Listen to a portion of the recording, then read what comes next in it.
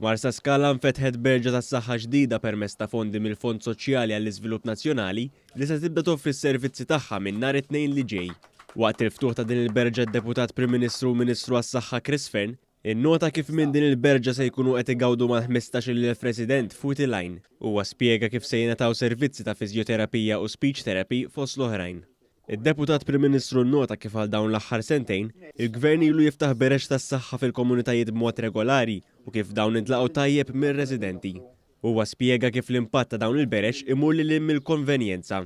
Huwa magħruf jekk inti għandek aċċess iżjed viċin għall-kura, x'aktarx ħadd tuħodha qabel, x'aktarx ħadd tirrikorri għaliha qabel. U meta tirrikorri għaliha qabel tkun għadek fil-bidu tal-kundizzjoni tiegħek u allura titratta ħafna aħjar.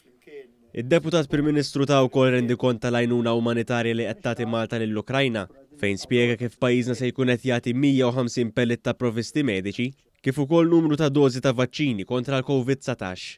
Intant is-Segretarju Parlamentari għaċ-Ċittadinanza Alex Muscat sostna dwar l-importanza li l-ġid tal-Fond Soċjali tal-Iżvilupp Nazzjonali jitqassam fil-komunitajiet.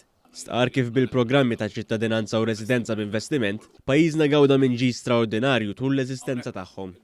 Weħidhom iġġeneraw b'mod dirett, mhux qed nodlok il-mod indirett. Iġġeneraw il fuq minn 1,700 miljun fl-ekonomija tagħna, jiġri 1.7 billion mill-inizjattivi tagħna.